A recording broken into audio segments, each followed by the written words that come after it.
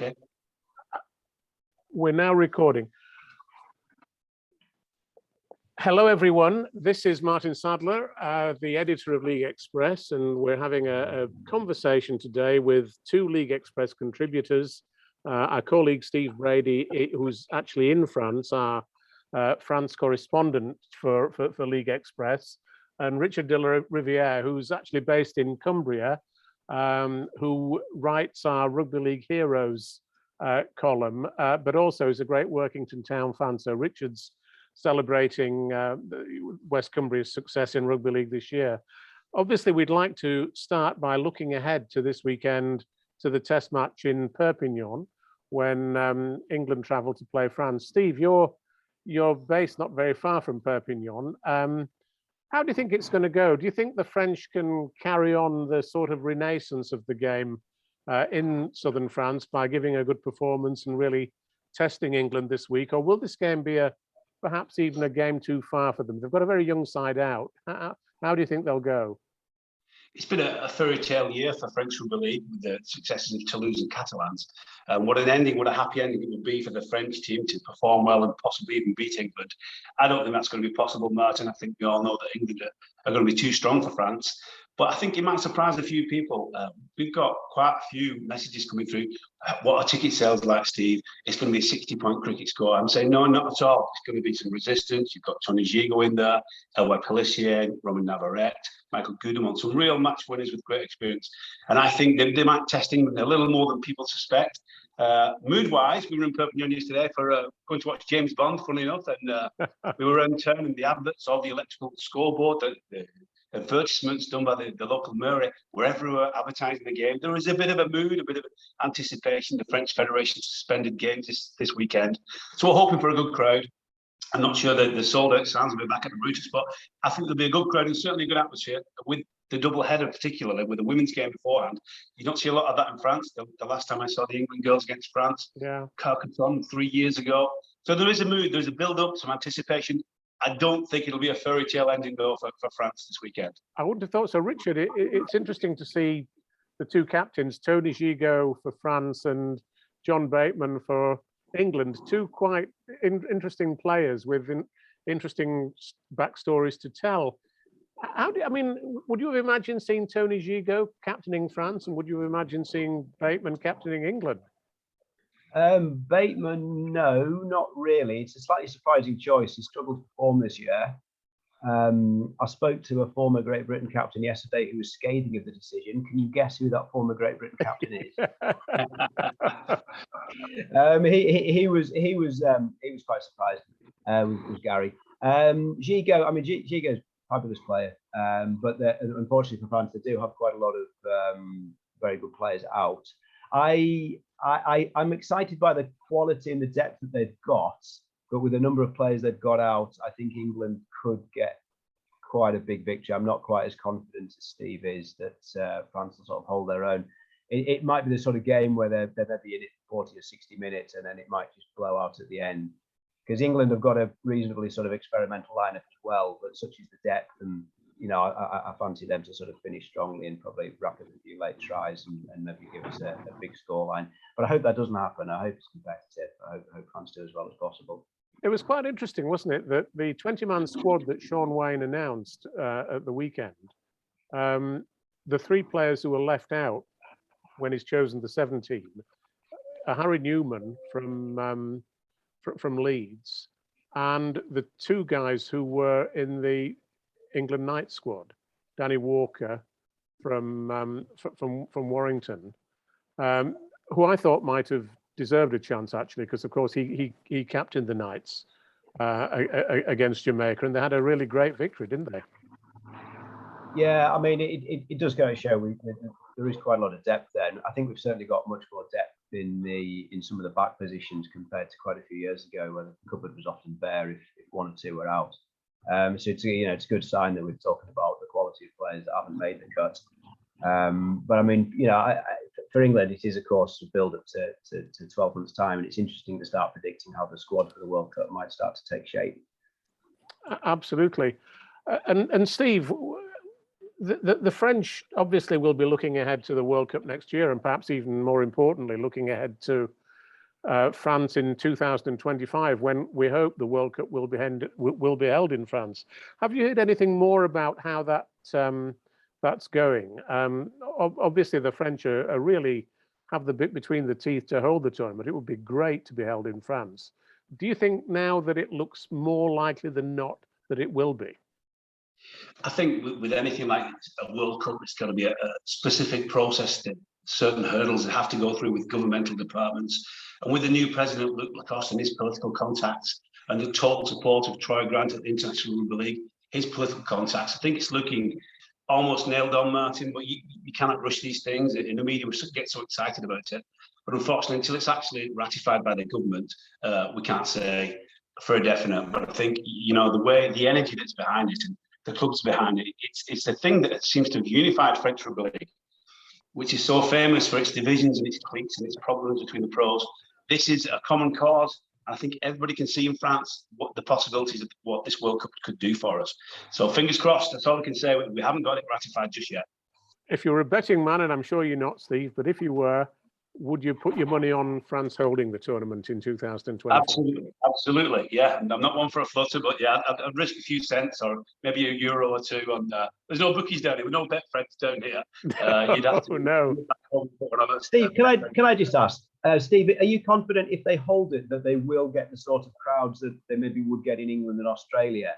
They might, I know that 10,000 people generally turn up to big games in France, but when there's several games a week, are there enough fans to get the sort of crowds that we would want and to make it financially viable?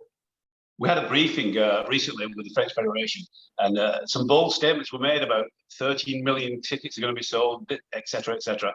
And that's that wave of enthusiasm I'm talking about. There's potential. No one knows, Richard. It would be good to say that more people would come that would normally come, but we haven't tried it since the 70s over here. So who knows? Certainly the crowds that have been appearing recently at the Brutus and the growth in Catalan and Toulouse, and so the semi-final and the final there with really, really good crowds. The enthusiasm is there. Yes, I think the momentum at the moment in the media and mainstream media too, in L'Equipe and Figaro, they've been covering Rugby League. Yeah, we can expect decent crowds. Who knows, Richard? I don't know the answer to that. It's been fabulous seeing L'Equipe cover the game. They never have they? I remember they did in the early days, didn't they? In the early 50s, I think they covered it quite a lot. Right. I remember very naively, I was in France in 1994 and I wanted to read about Fiji against France, the test matches. So I very naively bought a copy of L'Equipe. Went right through it, couldn't find it, didn't understand why. It's just that it's got such a fabulous front page image, the design, it's a beautiful thing to see. When Catalan Dragons won the Cup in 2018, to see Remy Castille on the front of there with the Challenge Cup, genuinely, it melts your heart. Yeah, magnificent. Yeah. Just looking at obviously the really significant news this year, probably the biggest story of the year in a way, is Toulouse being promoted into Super League. Steve, what do you think their true potential is next year? I mean, they've been talking about getting really great crowds, and the 9,000 and odd they got to see them play Featherstone. Do you think they can get crowds at about that level, playing at the Stade Ernest Wallon next year? There's such a fabulous city with 1.2 million inhabitants in the metropolitan area. So sports-wise, it's crazy. I think genuinely, sky's the limit with them. It is well known, the city, for its aerospace industry. It's called Space City. So we keep pushing that message. We're helping the French Federation in Toulouse to promote the team. And I think genuinely, you look at that with 1 week's preparation, the final to get almost 10,000 fans in. The Stade Ernest Wallon only holds 18,000. And I did a piece with Cedric Garcia, the chief executive for yourself, Martyn, recently, where he said in 2 years' time, he's expecting maybe 30,000 plus crowds for Catalans to be Toulouse. That sounds pie in the sky to us. English guys who are used to declining crowds, what have done up for the boots? And I believe the guy, it's in the boots, they put it in the plan, the business plan, is aiming for that. So these guys know what they're doing. Well, interestingly enough, Tim Butcher, my business partner, who's actually based in France these days, he writes the Rugby League Yearbook, as you know. He's about an hour and 20 minutes from Toulouse, where he now lives. And he was saying there's a lot of English expatriates who live in that part of France, most of whom, of course, are not from English rugby league playing areas. but most of them who he meets are saying, when Toulouse start playing in Super League, they'll go and watch them. It's a big thing. And I think in Toulouse, football's very big in Toulouse, isn't it? And the Rugby Union Club is also very big, but I'm not quite sure what other sporting attractions there are in that city apart from those two. So it looks to me as though there's lots of room for a third major sporting club in Toulouse, and Toulouse Olympic can fill that gap, hopefully. It's just another dimension. Another major sport, which is unusual for English people, handball is huge in France, in this region of France, for whatever reason. It's not my cup of tea at all, but it gets massive coverage and great live TV coverage and stuff. So that's another competitor. But rugby is king in Toulouse. I know football does very well. And the fact that Toulouse Olympique are working hand in glove with Stade Toulouse within the stadium, they can't train together because of COVID at the moment, but prior to COVID, the teams are training together, sharing resources. Genuinely, once they can get back together again and work with each other, I saw lots of Stade Toulouse fans at the semi-final and final at Stade de Swan. There's going to be a lot of cross-harmony there. And I genuinely am very excited about Toulouse Olympique. Well, the great thing is that the commercial potential is so enormous of Toulouse. I mean, Tim sent me an email saying that one of their major sponsors is a company called Enedis, which is the company that supplies electricity, excuse me, throughout most of France. That's a big name sponsor. And they've got the potential to get other big name sponsors on board in a way that perhaps Catalans don't have, in Perpignan. So that's going to be really interesting. I think percentage-wise, Martyn, it's very similar because Catalan Dragons recently announced a deal with the utility company Sadler to provide water, credit, agricole, the banking people. These are blue chip regional companies, don't get me wrong, but they're part of a main nationwide infrastructure. And I think I was talking to the commercial manager of Catalans. The amount of money coming through the gate is nowhere near as much as the money coming in the corporate side and the hospitality side. The sponsorship side of French Rugby League is very successful. Now, that's just in Perpignan. In Toulouse, it could go stratospheric. I mean, they've got massive sponsors. They were with the leader of the region, Occitan region, yesterday, and they've got political support. The local government here, they're very tax heavy, but they put it back into sport. They get an awful lot of support back from local government. So this concentration upon number of people watching them. Of course, it's nice to see big crowds, but commercially, both clubs are doing very, very well off the pitch. That's really great, Richard. It makes me feel a bit jealous, actually. All of this about the support that French clubs get from local government and so on, and local business. It's something, I suppose, that the three Cumbrian clubs that will be playing in the Championship next year will not really experience to anything like the same degree.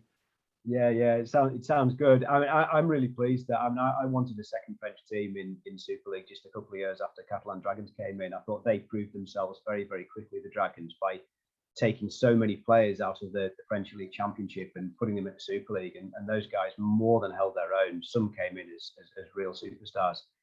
I've always felt that the local game in France can support two Super League clubs.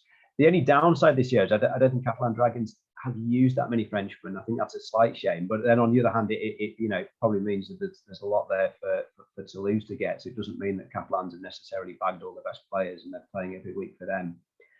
You see that argument a lot that, should they be in the competition, they don't bring enough away fans. I can't stand that argument. I think a lot of clubs don't bring away fans when they're just going to a game 20 miles down the road. I think it's an empty argument, that is. I'm really excited about what Toulouse can bring. I really hope they stay up and they stay in Super League for the long haul. Well, the profile that they give to Super League is just quite incredible, really. When you think about Super League, it calls itself Super League Europe. Well, I'm afraid the French clubs, the third word of that description is provided by the French clubs, isn't it? Yeah, exactly. People talk about expansion, and I understand why some people are cautious about expansion because so many things have failed in the past. But this isn't really rugby league expansion. I mean, rugby league's been huge in France since 1934. They've played at a tremendous standard for all of that time. They've beaten the Aussies in a Test series more recently than we have. Like I said before, I do think that we might beat France on Saturday by a reasonable score, and I think the women's team probably will as well. But I hope these fixtures remain an annual event and maybe even a best of three series, because we need to do as much as possible to get France, the French national team, up to a standard and to make sure that Catalans and Toulouse remain viable Super League outfits, because it's good for us in the long run to have that competition just over the channel. Absolutely. I just wonder about, just going back to Steve, obviously while French Rugby League is on a high, would you see more French clubs, for example, coming into the English system, Steve, or do you think it would be better for them to remain with their own French elite competition? Could you see, for example, clubs like Villeneuve and Carcassonne perhaps joining the English setup? It's like everything, much. It's all about the money. Unfortunately, it's very expensive. Toulouse found that out. To get to Super League cost millions and millions of euros just to get there. I'm not sure they have the resources for that. So it's chicken or the egg. If Toulouse and Catalan can get together, this derby creates the media support. You get more sponsorship, more fans, possibly. But we were talking to Christophe Jouffret, the former chief exec. He's now involved at Avignon. And we discussed this months ago, prior to the grand finals. And he said, we're going to have a look at it, do a working party. They've gone cold on that now. They think it's too expensive and not a lot to gain. And if you think about it, would Super League allow eventually, say someone came League One Championship in 3 years, got to Super League, would they let 3 French teams in? I'm not sure. Well, I put forward a proposal quite recently, which is being considered by people in Rugby League for a series of conferences rather than Super League, doing away with promotion and relegation, but instead having conferences with various levels within conferences, and that would potentially allow for a 6-team French conference, in that sort of structure, and that where the French teams would play each other, but then play some cross-channel games as well, but being part of a wider system. That might be the way forward potentially in the long term for French Rugby League, I would have thought. There must be some potential for clubs in cities such as Marseille and perhaps Paris again, coming back into the fold. As I say, in the long term, I don't mean next year or even, within 5 years. But if we're going to have a strategy for expanding the game, then France is clearly a country in which there is the potential for expansion, and we ought to be planning it into whatever strategy the RFL has. I think, obviously, the new president is keen on expansion, and we did a piece with him in League Express recently where he says we have to open up to people. I don't think the English game communicates very well with the French game. The Federation and the RFL are 2 separate entities, and they need to get more cross harmony, work together, particularly commercially. As I said before, the money that's available in France with commercial sponsorship, someone at the RFL, they need a conduit, a middleman. We suggested Christophe Jouffret. He'd be the perfect guy for it. To liaise and create harmony commercially and get the TV funding going. I'm not sure it's in place. Toulouse have made it to Super League now. Where are the plans commercially from the RFL to work with the French League, French sponsors? They need someone to mediate between the 2 bodies, create better links, and a suggestion like yours with the League of Conference, maybe that could come from the back of that. Absolutely. Yeah. And what do you think? Where do you think the French game will go from here? Do you think? I mean, the obvious short-term thing is that Toulouse have got to stay in Super League, haven't they? 12 teams next year. They're coming in, obviously in a better position than Lille were last year. Lille came up and they had no chance. I don't think it's probably fair to say, but Toulouse at least they know they're in now. It's still October. They've got plenty of time to recruit players. But it's so crucial that they remain in. They can't afford to come 12th, can they? Well, they've said quite clearly, we're not just going to go into Super League and fight relegation for 5 years. We intend to develop and thrive and move forward. And in Bernard Sarrazin, the president, is a very influential transport magnate in this big city. He's not going to allow it to fail. His money is the king again. They signed James Cunningham last week, the hooker, a really, really good hooker. And people are complaining, underwhelmed. They wanted Mitchell Pearce or superstar from NRL. You can't expect that immediately. They've got the bedrock. I know Remy Casty's retired. Jai Hitchcock has left. So they're losing players, and they've got older players, Don Peru, Joseph Pollard, but they've got a real bedrock of quality players. Although some of them are in the latter stages of their careers, aren't they? They've not got many really young players, particularly in the pack. Yeah. I think the reserve side plays in Elite One, very similar to Catalan Dragons. The young reserves play in Elite One, Saint-Esteve, Tres Catalan, and the Toulouse Elite side, which kicked off last week with their defeat at Albi, unfortunately, but quite close and competitive. They haven't been really good the last few years. They struggled to get a strong side together, but they're recruiting. They've recruited again this week. They're building the reserve side to get these young French players through. It's going to take 3 or 4 years to get that feeder system going properly, as it's taken Catalans 4 or 5 years under Steve Mack to get that going. And I think that's the future. Yeah, they're competitive. They're going to bring young French players through if and when they can, but they're going to have to sign 4 or 5 quality players now just to ensure they survive next year. Do you think they'll get them mainly from the NRL? It'd be nice to sign, Arthur Morgue from Catalans or a top French player. Theo Farge would come back to France to support Toulouse. It isn't going to happen. I think they're going to look down under. Silman is very keen on. I know 1 or 2 targets they're looking at the moment. Can't really talk about, but yeah, you're going to see some Australian players in that. You're going to need that experience, that big game experience, just to survive to start and put that in with the current squad. It'll surprise a few people. John O'Fallon's got a couple of seasons left in him. That guy's so underrated. I mean, genius, really. 6'20", whatever he is. He's underrated. People miss out on him. But I can't wait to see him in Super League next week. He's going to terrorise the defences. I know you can't say which names, but are they going to be getting some real big names from the NRL? Because when Catalan started off, they obviously had Stacey Jones, but they also had real good quality like Adam Morgan, Alex Chan, and John Wilson. Exactly. And they served them really well for the first 3 or 4 years. Well, Jones used to. Are we talking that sort of quality? It's got to be, yes. The names I've heard anyway, yes, they're up at that level. Right. But it's just at the stage where it's just negotiating now. There's no point in speculating on it, really. But they're going to need that big game experience. They're going to need grand final winners, Australian grand final winners, just to compete with the likes of Wigan and Warrington St Helens.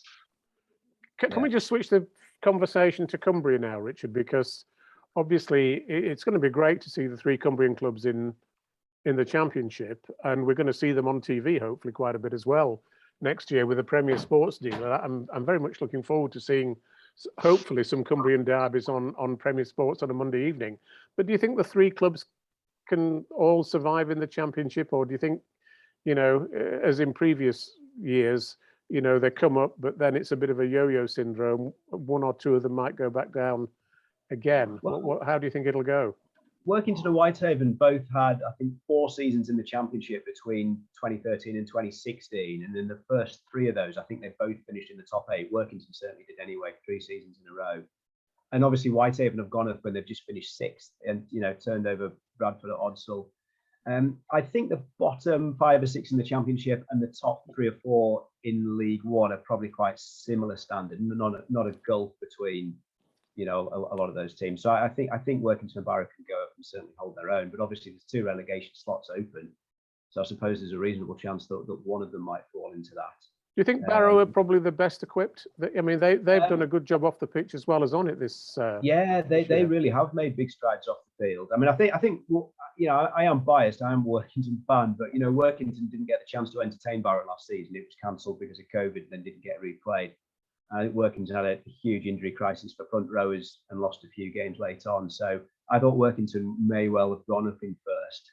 And I think going through the playoffs has actually worked out really well because we've got some big crowds and 3,000 for that last game against. Yeah, so I think Workington actually go up with some really good momentum because of those playoff matches. You think they'll get crowds, well into 4 figures next year? Well, yeah, hopefully. I mean, I remember in 2013, crowds didn't go up too much when they got promoted, which was a bit disappointing. But Workington have got quite an impressive off-field setup as well, like Barrow.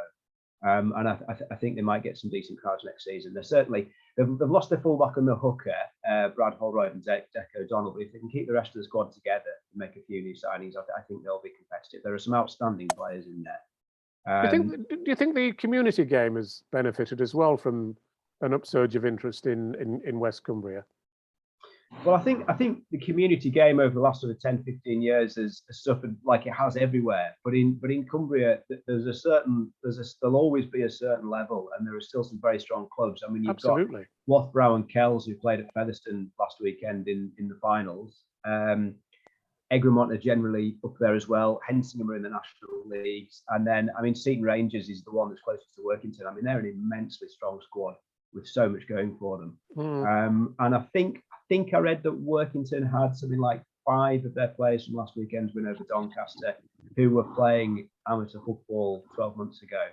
So it's certainly the case that players can hop from these clubs, not just the National Conference ones, but the Cumbrian League as well, and can sort of hop into the Workington and Whitehaven and Barrow teams and do well. So that's great to hear. No complaints on that stuff.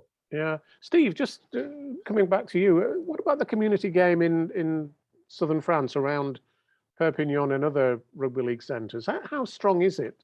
You know, my wife and I have got a friend who lives not very far from Perpignan, and she said, I remember my wife asked her a few years ago about rugby in Perpignan, and she said there's a terrific interest at grassroots level in rugby league as well as at, you know, at Catalan's level. Is that true? Is there a lot of the community game played? Yeah, it's a hotbed. And going back to Cumbria, Louis Jouffre has been a real success at Whitehaven this year. Hakim Maloudi has inspired Barrow, and the character of Hakim Maloudi typifies the French spirit of rugby league around here. He played for Palo Broncos, the Minnows, in League One last year, just to fill in the gap after he finished at Toronto. And yes, it is. Pierre Donkeys used to be the Baroudias, they call now. Palo Broncos is my local club just around the corner here. We love going down there on a Sunday afternoon. Yes, there is a passionate junior, regional and local setup with the Occitanie League. And it works very well. Until I moved here, Martyn, I wasn't really aware of the full details of the strength of that community game here. And it's fantastic. It's such a pleasure to see. And they are committed family people that have been supporting rugby league for the decades, that go back 3 decades to the bad times of French rugby league and the wartime years of the Vichy government. And that's still fresh in the mind. Very, very strong, very passionate around here about rugby league. And it's a pleasure to be part of it. I can see why you moved there. You can come down. We'll show you around. Is there much activity in the Catalans region of Spain? Obviously, you know, we had that game in Barcelona a couple of years ago when Catalans beat Wigan, and they got 30-odd thousand people there, didn't they? With quite a few Catalans independence flags in the crowd. You know, you would think, wouldn't you, that there was great potential for getting more Catalans people across the border interested in rugby league, perhaps supporting the Catalans, or establishing, maybe even looking at Barcelona itself having a major team at some point in the future. That was always one of Maurice Lindsay's dreams, by the way, from 1995 or thereabouts. Yes. That would be a good title for a book, Maurice Lindsay's Dreams from 1995. It would. One or two turned into nightmares. That was one of many good ones, wasn't it? Yeah. I think Barcelona, football crazy, Girona, football crazy. It's just over the border. We're right close to the Spanish border. I can't see a huge immediate future, even if it takes off massively for Toulouse and Catalans and continues to succeed. I can't see it happening. Got Tony Palacios down there, really banging the Bible for rugby league. But they're talking to inbred rugby football people who just, I can't see a 15-a-side future or a 13-a-side future immediately in Catalonia, in Spanish Catalonia. But this side of the border, yeah, it's thriving. Yeah, because I suppose football isn't quite as strong in southwest France, is it, as it is in perhaps many other parts of the country. So there's probably less... Orange Velodrome's about 3 hours away from here. And when they play games on a Wednesday, you can hear them singing because the atmosphere. Right. You got to just get the clips of the football. Ben Garcia will be there with Julian Busquets, they're massive Olympic Marseille fans, right in the nerve centre. But of course, Marseille used to be a great rugby league town, didn't it, at one time? Of course, yeah. It's a fertile area for young rugby league players, as is further along to Avignon. It's that all that stretch between there and here. It produces the best players. So rugby league crazy. But yeah, football is king throughout France, closely followed by rugby union, and work over up on the rails. That's absolutely marvellous to see. You're going to be at the game on Saturday, Steve. Although not reporting for us this week, I believe you're being wined and dined. Well, we thought we'd treat the family to, because normally I'm working for the Catalan game, we'll treat the family to an experience. Got some friends coming along, so we'll have some fun instead of grafting away. That's all been booked and sorted. Just looking forward to see the women particularly as well there, because I go back to seeing them 3 years ago when they came to play France, and they overwhelmed a young French women's team. Could be different this time. It was a cold and wet night in Carcassonne then. It's going to be nice and sunny and warm in Perpignan. Might suit the French girls a little bit. It'd be good to see those girls perform well and show what else is happening to French rugby league. It's not just we don't hear much about the French women's team, do we? It's it's not something the Catalan team. Les Déesses, the goddesses. You couldn't have a more French name than that. Is that what they're called? The goddesses. Yes, that's somehow typically French, isn't it? That's great. Are there any plans, Steve, for the Catalan women to play the Super League women's teams? Because I think Castleford played Catalans a few years ago. Yeah, I think this lovely three-way tournament between the Castleford Tigers, who unfortunately they're losing the players hand over fist at the moment. But, to York. No, I don't think the ambitions are to play the Women's Super League. It's just the cost, Richard. Yeah. You know, Of course. Just the cost of. I mean, the England. But it's not on the immediate agenda, I don't think. Fair enough. The England women's team, though, is outstanding. I mean, there are players in there that I don't want to sound patronising, but I just can't believe some of the standards I've seen this year, particularly from the St Helens players. And it's true, Richard. I don't want to patronise either. That was the first game I'd seen, and God forbid me, the first game I'd seen of Women's Rugby League, and it was before France v Scotland men's game in Carcassonne. And I thought, we'll go along. It's a cold evening. Go and watch the women's game. I wasn't particularly keen. I'll be really honest. And we stood, we sat there in the press box, and just the jaws dropped because the skills by Jodie Cunningham and Craig Richardson had put into that team. It was a real connected rugby league performance, and it blew our minds. And since then, I've had those experiences this year. You know, watching Saints in particular on 4 or 5 occasions this year. You know, Emily Rudge, unbelievable player. Amy Hardcastle. Yeah. You know, there's Chantel Crowe as well. I mean, they've just got so many good players. Saints, of course, you know, they're going to make up a lot of the England players, and there's Leeds had a lot of injuries in the grand final, but they've still got some great players as well. I mean, this is one heck of an England team, and people I've spoken to are confident they could have won the World Cup if it had been held this year. Will it be shown up? Sorry, Martyn. Will it be shown on the BBC Live, the women's game as well as the men's? They both are. Yeah. Fantastic. Because people will be able to see them. What we can see, it's a fantastic sight. Yeah. We were talking about St Helens there, and I think we're moving towards the end of the broadcast. We've got another 5 minutes or so left. I think we ought to just say a little bit about St Helens as a club, because they've had a fantastic season, men and women, haven't they? There's something about St Helens that just seems so incredibly well organised. I think they're the benchmark for every other club. They've won the Challenge Cup, they've won the Super League Grand Final, they've won the Women's Super League Grand Final as well. You know, what is it, do we think, about St Helens that makes them so successful? Because every other club really needs to try and work out how to emulate them. Richard, as a Wigan, it's difficult. As a Wigan, go on, Steve. Of course, there's an element of rivalry and jealousy, but you've got to stand back sometimes on the other side of Billingham and just admire what a small town can produce. Worldwide headlines, international headlines. This club, it's not a big town, St Helens. It's twice the size of it, but they produce these quality players and then enhance the skills. It's just got to be generations of experience and quality coaching, and it's such a well-run club with a great chairman who's passionate about the game. I just think it's the perfect formula for a rugby league club. And they still own their own ground, and they benefit from doing so. They seem to always appoint the right, well, not always. In a few years ago, perhaps they didn't, but in more recent times, they're appointing the right coach. You know, when one leaves, another one arrives in you know, Christian Wolf, who just carries on the great work that Justin Holbrook did. They seem to sign players who work well for them, don't they? You know, and they fit them into the young guys who are coming through from their academy setup. You know, their academy setup is second to none. They keep having these trips to Australia to play against Australian academy sides. They you know, it's quite incredible, actually. They often go over there and play against Penrith, the Penrith district representative side, and beat them. And I saw one of those games once. Yeah, we're all aware of how many kids play rugby league in Penrith, but St Helens very often get the measure of them. That says an awful lot. It does. They had those regular trips to Australia, and I watched them beat Penrith in 2006. It took place at the same time as the Tri-Nations over there. Their Super League history is incredible, St Helens, because they've not just now, I think they've moved ahead of Leeds for grand final wins. Yeah. But in their bad years, they're still really competitive.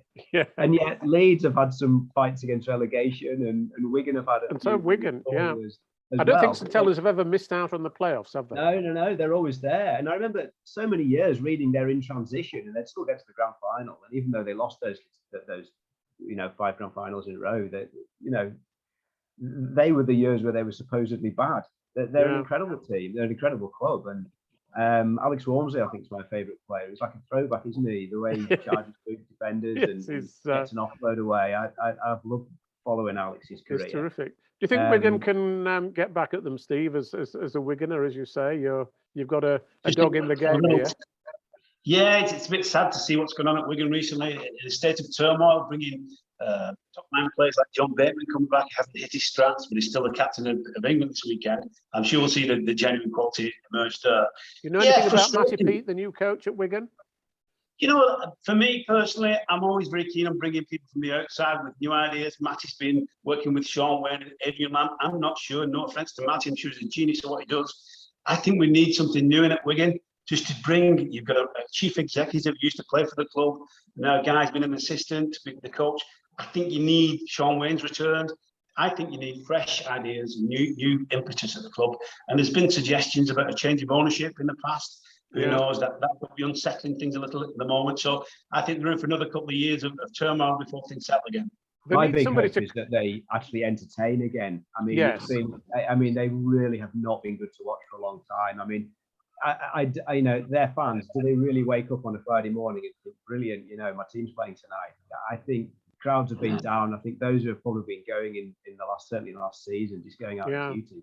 We need Wigan and a few other clubs to start looking at this now, because absolutely, you know, it's a big well, I've said that, you know, this season the Wigan players have often seemed to play with a frown on their face. You know, they've played as though they've not really enjoyed playing all that much, to be honest. And John Bateman sort of personified that. You know, he's not reached his potential, and very often he's looked as though he's been playing and not really getting a lot out of it.